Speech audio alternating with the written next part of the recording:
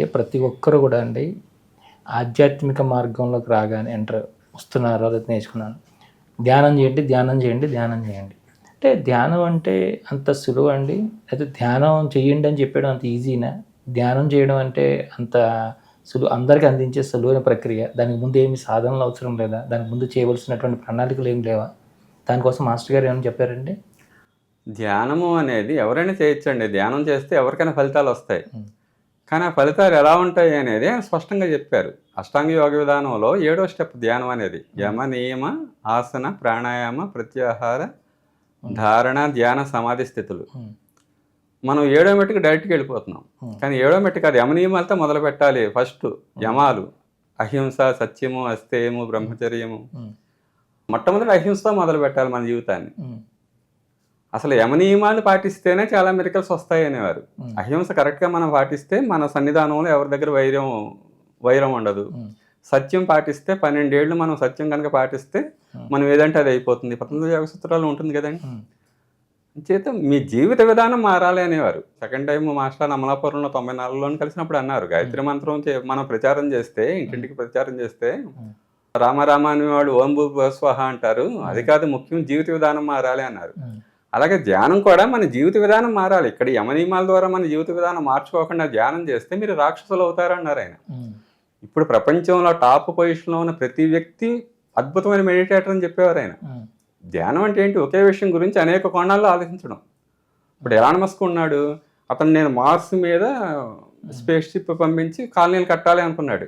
ధ్యానం అది ఇంక నిరంతరం అదే ధ్యానంలో ఉంటాడు. కానీ అతను రాక్షసుడిగా ఈ పని చేస్తున్నాడా, ఒక దేవతగా ఈ పని చేస్తున్నాడా? ధ్యానం అంటే తపస్సు అనేది ధ్యానం అనేది రాక్షసులు చేశారు, ఋషులు చేశారు. ప్రతి రాక్షసుడు కూడా వాడు స్వలాభం కోసం చేశాడు, ఆ వరాలతోనే నాశనం అయ్యాడు. కానీ ఋషులు ఎప్పుడు ప్రపంచం మంచి కోసం కోరుకున్నారు తప్ప వాడు స్వలాభం కోసం తపస్సు చేయలేదు. ముందు ధ్యానం అంటే ఒకే విషయం గురించి అన్ని కోణాల్లోనూ ఆలోచించడం. అసలు మన డే టు డే లైఫ్లో చిన్న చిన్న విషయాలు శ్రద్ధగా చేయలేని వాళ్ళం ధ్యానం పేరుతో టైం వేస్ట్ చేసుకుంటాం తప్పండి. ధ్యానం చేయాలంటే వాడి దగ్గర చాలా నిష్ట ఉండాలి, వాడు సిస్టమేటిక్గా ఉండాలి, ఒక పట్టుదల ఉండాలి. అటువంటి వాళ్ళకి ధ్యానం రిజల్ట్ వస్తాయి. లేకపోతే ఏమవుతుందంటే మనం సోమరిపోతలు తయారవుతాం. ఇప్పుడు భారతీయ ఆధ్యాత్మికత అంటే మనం భయపడే స్టేజ్ ఇందుకే వచ్చిందంటారండి. ఎవడన్నా ఆధ్యాత్మిక మార్గం వెళ్ళాడంటే పెద్దవాళ్ళు భయపడతారు, వీడు ఏ పని చేయకుండా పనికి రాకుండా పోతాడని. ఎందుకంటే మనం ఈ జీవిత విధానం మార్చుకోవడానికి ఒక సిస్టమేటిక్గా ఉండడానికి దీనికి విలువ ఇవ్వట్లేదు. మనం ఒక క్రమశిక్షణగా బతకడానికి ముందు ఆ జీవిత విధానం ధ్యానం చేస్తూ ఉంటే ఆ తేడా తెలియాలి. మొన్న ఒక ఆవిడని కలిసినప్పుడు ఒకటిపల్లి ఆవిడ చెప్తున్నారు, ఆవిడ మెడిటేషన్ ఈ మధ్య 2 నెలల నుంచి మొదలు పెట్టారట. వాళ్ళ అమ్మాయి అంటుందంటే నువ్వు ఈ మధ్య వంట బాగా చేస్తున్నావు అని, కారణం ధ్యానం అని చెప్పిందంటే ఆవిడ. నువ్వు ఈ మధ్య పనులు సిస్టమేటిక్గా చేస్తున్నావు అని. అలా సిస్టమేటిక్గా మారాలి. నిజంగా మనం ఆధ్యాత్మికతలోకి వస్తే మన గుర్తింపు రావాలి, మనం ఇంతకంటే బాగా బతకాలి అనేవారు ఆయన. యోగ కర్మసు కౌశలం అంటే మనం చేసే పనులు ఎక్స్పర్టైజ్ పెరుగుతుందా లేదా, అప్పుడు మన యోగం మన మెడిటేషన్ ఫలితాలు ఇస్తుందా లేదా మనకు టెస్ట్ అదే. అంతకుముందు మనం ఎలా పనులు చేసేవాళ్ళం, ఎంత జాగ్రత్తగా ఉండేవాళ్ళం, ఇప్పుడు ఎలా ఉన్నాం. యోగ కర్మసు కౌశలం. ఇంకోటి అంటే సమత్వం యోగ ఉచ్యతే. ఎంత బ్యాలెన్స్డ్గా ఉంటున్నాం మన జీవితంలో. ఏదో క్రేజీగా ఉన్నాం అనుకోండి, ఇష్టం వచ్చినట్టు ఎమోషనల్ అయిపోయాం అనుకోండి, అది యోగం కాదు. అది ఈ సమత్వం ఎంతవరకు మనలో పెరుగుతుంది, ఈ కౌశలం ఎక్స్పర్టైజేషన్ ఈ మనలో ఎంత పెరుగుతుంది, ఇది మన టెస్ట్. కానీ మెడిటేషన్ చేస్తే ఏమవుతుందంటే ఒక నిమిషం పాటు కనుక మనం కళ్ళు మూసుకుని, ఎందుకంటే మాస్టర్ ఈ మెడిటేషన్ యొక్క లాభం గురించి ఏం చెప్పేవారంటే, మనం ఎప్పుడైతే కళ్ళు మూసుకుని అలా శాంతంగా కూర్చున్నామో ఇంద్రియాలు ఖాళీగా ఉండవు. ఇంద్రియాలు ఎప్పుడు కూడా బయట యాక్టివిటీలో నిమగ్నమై ఉంటాయి. ఎప్పుడైతే కళ్ళు మనం మూసుకున్నామో ఇంద్రియాలు లోపల పనిచేయడం మొదలెడతాయి. లోపల పనిచేయడం మొదలెట్టి క్లీన్ చేస్తాయి, లోపల ఉన్న అక్కు సంస్కారాన్ని తీసేస్తాయి. ఒక నిమిషం కరెక్ట్గా మెడిటేషన్ చేయగలిగితే 1 సంవత్సరంలో పొందే అనుభూతులు పొందొచ్చు మనం. ఒక జీవిత అనుభవం. 1 నిమిషం కరెక్ట్గా మెడిటేషన్ చేయగలిగితే ఆ ధ్యానం ఎవరినే పట్టించుకోకుండా నిజంగా అందులో ఉండగలిగితే సంవత్సరంలో జరగాల్సిన ఎవల్యూషన్ నిమిషంలో పూర్తయిపోతుంది. ఇటు గాయత్రి ఇటు ధ్యానం చాలా ముఖ్యం అని చెప్పేవారు. ఎందుకంటే ఇప్పుడు మనం ఒక అవతారం కోసం ఎదురు చూస్తున్నాం, కలికి అవతారం. ఈ కలికి అవతారం భౌతిక శరీరంతో రాదు అనేవారు ఆయన. కలికి అవతారం యొక్క చిత్రీకరణ ఎలా ఉంటుంది అంటే అది ఆకాశంలో ఉంటుంది, నేల మీద ఉండదు. ఆ గుర్రం మీద వస్తాడు ఆయన కత్తి పట్టుకుని. ఆకాశం అంటే ధ్యానస్థితి. మనం ధ్యానస్థితిలో ఎక్కడ ఉంటాం అంటే శూన్యస్థితిలో ఉంటాం, ఆకాశంలో ఉంటాం. ఇది కల్కి అవతరణ ప్రతి మనిషిలోనూ జరగాలి అనేవారు మాస్టర్కి. కల్కి ప్రత్యేకంగా అవతరించడం కాదు, మనమే కల్కి అవతార స్వరూపులుగా మారాలి. ఎలా మారుతామంటే ఫస్ట్ ధ్యాన స్థితి. ధ్యాన స్థితిలో ఆకాశంలో ఎలా ఉంటాడు ఆయన? ఒక తెల్లటి గుర్రం మీద ఉంటాడు. గుర్రం అంటే మనస్సుకు ప్రతీక అని చెప్పేవారు ఆయన. మనస్సు అంటే స్వచ్ఛమైన మనస్సు. మన మనస్సు రంగులు ఉండకూడదు, రకరకాల కోరికలు ఉండకూడదు, మనకి ఒక ప్యూర్ మనస్సు ఉండాలి. దాన్ని మళ్ళీ స్వారీ చేయగలగాలి. ప్యూర్ మనస్సు ఉంటే సరిపోదు, దాన్ని ఒక సరైన దిశలో నడిపించగలగాలి, స్వారీ చేయగలగాలి ఆ మనస్సు మీద కూర్చుని. మన మనస్సు మనల్ని తీసుకెళ్ళకూడదు, ఆ మనస్సుని మనం నడిపించాలి మనం అనుకున్న దిశలో. ఖడ్గం దేనికంటే జ్ఞానానికి గుర్తు. చేత జ్ఞానం ఉండాలి మన దగ్గర. మళ్ళీ మేము పుస్తకాలు చదువు, ఏ జ్ఞానం నేర్చుకోం, మేము కళ్ళు మూసుకున్నాం అంతా మాకు వచ్చేస్తుంది రాదు అంటారు ఆయన. స్వాధ్యాయం చాలా ముఖ్యం అని చెప్పేవారు ఆయన. ఈ విషయాలు, సత్సంగం చాలా ముఖ్యము, ఈ విషయాలు తెలుసుకోవడం చాలా ముఖ్యము. ఈ విషయ పరిజ్ఞానం లేకుండా అవధూతలు అవుతాం అనేవారు. విషయ పరిజ్ఞానం లేకపోతే అంటే అవధూతలు వాళ్ళు నాలెడ్జ్ చెప్పరు. వాళ్ళ దగ్గరికి వెళ్తే పవిత్రత ఉంటుంది, ప్యూరిటీ ఉంటుంది, మన కోరికలు తీరుతాయి. కానీ ఆ నాలెడ్జ్ని విడమర్చి చెప్పలేరు వాళ్ళు, తనలాంటి వ్యక్తులను తయారు చేయలేరు. అది ఈ జ్ఞానం కూడా ఉండాలి. అవతారమూర్తికి మనం అవతారమూర్తిలా మారాలి, అవతారమూర్తికి మనం సహాయకులుగా ఉండాలి అనేవారు. ఒకటి ధ్యానం. ధ్యానం ద్వారా కూడా మనం ఆ పరిణామం, శ్రీకృష్ణుడు కోరుకున్న డివైన్ మ్యాన్గా త్వరగా మారగలం. గాయత్రి మంత్రం ద్వారా మారగలం, శ్వాస ధ్యానం ద్వారా మారగలం. ఇలాంటి అనేక మార్గాల గురించి ఆయన చెప్పేవారు. శ్రీకృష్ణుడు అంటే జ్వాలకుల్ మహర్షికి వారి ప్రణాళికను అందజేశారని ఏదో చెప్పారు మాస్టర్ గారు ఒక సందర్భంలో. మైత్రేయుడు అంటే శ్రీకృష్ణుడు శరీరం వదిలేటప్పుడు ఉద్ధవుడు మైత్రేయ మహర్షి ఇద్దరు ఉన్నారటండి. ఈ జ్వాలకుల మహర్షి అన్న ఆయన మైత్రేయ మహర్షి యొక్క శిష్యులు ఆయన. అంటే గాయత్రి మంత్రాన్ని అందజేయడానికి ప్రపంచానికి ఆయన గాయత్రి ఒక్కొక్క అక్షరానికి సంబంధించి 24 పుస్తకాలు ఏలిసే బేలి ద్వారా రాయిస్తారు ఆయన. ఈ గాయత్రి మంత్రానికి ఆ వెస్ట్రన్ వరల్డ్కి ముఖ్యంగా చెప్పడానికి. ఆ జ్వాలకుల మహర్షి యొక్క పాత్ర గురించి కూడా ఎక్కువగా చెప్పేవారు ఆయన. ఆయన జ్వాలకుల మహర్షి గురించి చెప్తూ ఆయన ఈ 24 పుస్తకాలు ఆయన జ్వాలకుల మహర్షి రాయిస్తారు. అసలు భగవద్గీత మీద ఆయన ఒక వ్యాఖ్యానం రాయదలుచుకున్నారటండి, ఒక పుస్తకం రాయించదలుచుకున్నారటండి. భారతదేశంలో భగవద్గీత ఆయన అందుకున్న ప్రేరణని అందుకుని అది వీళ్ళు ఇక్కడ రాయాలి. అటువంటి యుక్తి కోసం భారతదేశంలో వెతికితే ఎక్కడ దొరకలేదట ఆయనకి, జ్వాలకుల మహర్షికి. చివరికి ఫ్రాన్స్లో ఆవిడ ఏలిసేబెలి దొరికిందట. ఇలాంటి ఆధ్యాత్మిక సంబంధించిన చాలా విషయాలు చెప్పేవారు ఆయన. పైగా ఏమనేవారంటే ఇవి మిలిటరీ సీక్రెట్స్ అనేవారు. మిలిటరీ సీక్రెట్స్ని మీరు ఓపెన్గా చెప్పేస్తా ఉంటారు, మరి ఓపెన్గా ఎలా వెళ్ళిపోతాయి? మేము ఆయన అనుకునేవాళ్ళం, అసలు ఎంత సిద్ధ పురుషులు, ఒక మినిస్టర్కి, చీఫ్ మినిస్టర్కి, ప్రైమ్ మినిస్టర్కి అంత సెక్యూరిటీ ఉంటుంది కదా, ఈ ప్రైమ్ మినిస్టర్ ఇలాంటి వాళ్ళకంటే పెద్ద స్థాయి వ్యక్తి ఇంత ఓపెన్గా ఎలా తిరిగేస్తున్నారు అని.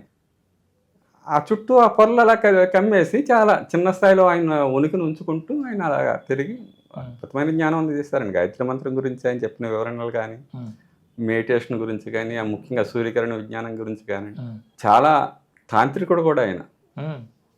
తంత్ర అంటే టెక్నాలజీ అని చెప్పేవారు అంతే అండి. ఇప్పుడు ఇవంతా కూడా ఈ ఎలక్ట్రిసిటీని రకరకాల పరికరాలు మనం కనిపెట్టుకుని యూజ్ చేసుకుంటున్నాం. అంటే చెప్పడం చెప్తారు కానీ ఏదో ఒకటి చేస్తేనే కదా మీరు ఆయన తాంత్రికులను రుజువు చేసుకునేది. ఆయన విద్య అంటే ఆయన అందజేసిన, ఇప్పుడు ఉదాహరణ కుబేర ముద్ర సాధన అందజేశారు ఆయన. కుబేర ముద్ర సాధన ఇప్పుడు ప్రాణశక్తి అనేది సర్వత్రా అన్ని చోట్ల ఉంటుంది, అది లేనిది ఎక్కడ ఉంది? అన్ని చోట్ల ఉంది కదండి. అసలు ఆయన ఆధ్యాత్మికతకి ఇచ్చిన నిర్వచనం చెప్పి దాని గురించి చెప్తాను. ఆధ్యాత్మికత మాస్టర్ గారు ఇచ్చిన నిర్వచనం ఏంటంటే, భగవంతుడి మీదే ఆధారపడి జీవిస్తూ భగవంతుడి యొక్క అనుగ్రహాన్ని పొందే విచిత్రమైన పారాడాక్స్ ఆధ్యాత్మికత అన్నారు. అంటే ఇప్పుడు మనం ఎక్కడున్నాం? అక్కడే ఉన్నాం, భగవంతుడిలోనే ఉన్నాం. ఎవరి మీద ఆధారపడి జీవిస్తున్నాం? ఆయన మీద ఆధారపడి జీవిస్తున్నాం. కానీ ఆయన యొక్క అనుగ్రహాన్ని పొందాలట. మళ్ళీ షిరిడి సాయి గురించి ఒక ఉపన్యాసం ఇస్తే ఏమంటారంటే, ఇప్పుడు గురువు యొక్క పని లేదా అమ్మా నాన్న యొక్క పని మీకు కావాల్సిన ఫుడ్, షెల్టర్ చూడడం, మీకు కావాల్సిన కోరికలు తీర్చడం అని ఇంకేం పని ఉండదా అని. ఇంకేం పని ఉంటుంది అమ్మా నాన్నకి కానీ గురువు కానీ? మనకు కావాల్సినవన్నీ చూస్తారు, కానీ వీడి పిల్లలు సిద్ధపడి తనంతటి వాడికి అవడానికి ప్రయత్నం చేస్తారు. ఒక పెద్ద స్థాయి తండ్రి ఉన్నాడు అనుకోండి, లేదా అమ్మా నాన్న ఉన్నారు అనుకోండి, పిల్లలు కూడా ఆ స్థాయికి లేపడానికి ట్రై చేస్తారు కదా. గురువు కూడా అంతే. గురువు కూడా, ప్రతి గురువు ఏం కోరుకుంటాడంటే ఆ స్థాయికి వెళ్ళడానికి కోరుకుంటాడు. భగవంతుడు కూడా అంతే. భగవంతుడు ఏమవ్వాలి అనుకుంటాడంటే తన స్థాయికి మనిషి మారాలి. అసలు మానవ శరీరం యొక్క లక్ష్యమే అది. ఆ లక్ష్యం ఇప్పుడు మొట్టమొదటిసారి మానవ జాతి సాధించబోతోంది. మానవ జాతి సాధించాలి ఆ లక్ష్యాన్ని అంటే, ఆ స్థాయికి వెళ్ళదలుచుకున్న మనిషికి వసుదైక కుటుంబకం అనే, ఇప్పుడు అన్ని భూతాల్లోనే భగవంతుని చూడగలగాలి, ఆ స్థాయికి వెళ్ళాలి. ప్రపంచాన్ని నా కుటుంబం అనుకోవాలి. అంటే ప్రపంచం అంతా కూడా ఒకే కుటుంబంగా బతికేదే తప్ప భూమి స్వర్గం అవదు, మనిషి తన టార్గెట్ రీచ్ అవ్వడు అని. ప్రపంచం అంతా ఒక కుటుంబంగా జీవించడానికి అవసరమైన ఈ టెక్నాలజీని ఋషులే అంత చేశారని చెప్పేవారు ఆయన. అది ఇక్కడి నుంచి హిమాలయం నుంచి రాలేదటండి. ఈ మోడర్న్ టెక్నాలజీ అనేది యాక్చువల్గా ఒక ఆధ్యాత్మిక రంగాలు వచ్చాయి, అవి సైడ్ ఎఫెక్ట్ అనేవారు ఆయన. 16వ శతాబ్దం నుంచి ఒక సీక్రెట్ యాక్ట్ మీద ఉపన్యాసాలు ఇస్తూ సిరీస్ నక్షత్రం నుంచి వచ్చాయని చెప్పేవారండి. సిరీస్ నక్షత్రం నుండి సప్తర్షి మండలం, సప్తర్షి మండలం నుండి సూర్యుడు, సూర్యుడి నుండి హిమాలయాలు. ఆ 3 సార్లు అక్కడి నుంచి సిరీస్ నక్షత్రం నుంచి ఆ రేస్ వచ్చినప్పుడు, మొట్టమొదటి రేస్ వచ్చినప్పుడు ఈ సైంటిస్టులు కాంతిని కనుక్కున్నారు. అప్పటి నుంచి లోహాలు శుద్ధి చేయడం, ఈ ఇండస్ట్రియల్ టెక్నాలజీ డెవలప్ అయింది. రెండవసారి వచ్చినప్పుడు 3 రేస్ వచ్చినప్పుడు ఎలక్ట్రిసిటీ వీటిని కనుక్కున్నారు. మూడోసారి వచ్చినప్పుడు ఆటమిక్ ఎనర్జీని కనుక్కున్నారు. అంటే అవి సైడ్ ప్రోడక్ట్స్ యాక్చువల్గా భౌతిక విజ్ఞానం. దీనికంటే కూడా ఆధ్యాత్మికత సంబంధించిన ఆ టెక్నాలజీ ఇంకా గొప్పదే అన్నారు. ఒక రామకృష్ణ పరమహంస గురించి చెప్తూ ఉంటారు మాస్టర్ గారు, భారతీయులు వజ్రాలతో గోళికాయలు ఆడుకుంటూ ఉంటారు, కానీ మాకేమీ లేదని ఏడుస్తూ ఉంటారు అని. అంతే కదండి. ఇప్పుడు మన గాయత్రి మంత్రం కానీ, శ్వాస ధ్యానం కానీ, మన యొక్క అనేక సాధన విధానాలు అవన్నీ కూడా వజ్రాలు అవి, కానీ వాటిని యూజ్ చేసుకోం.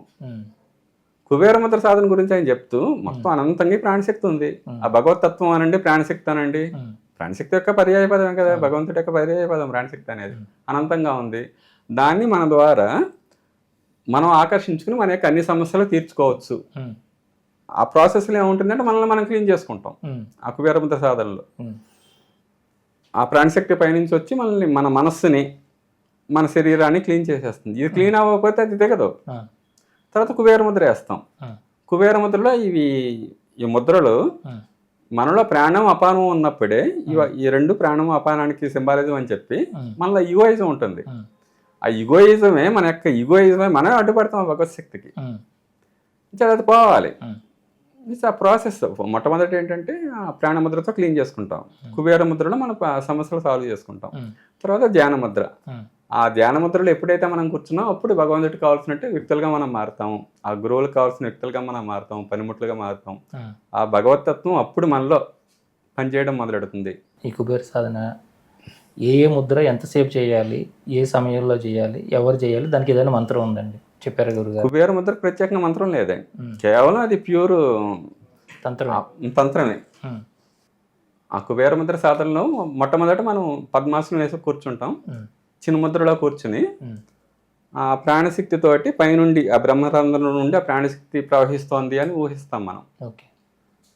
ఆ ప్రాణశక్తి ఏం చేస్తుందంటే మన మనస్సులో ఉన్న కుచితమైన భావాలని, పనికిరాని భావాలని, అలాగే శరీరంలో ఉండే టాక్సిన్స్ని తీసేస్తుంది అని ఊహిస్తాం. పైనుంచి అలా క్లీన్ చేసుకుంటూ క్రిందకి భూమిలోకి వెళ్తాయి.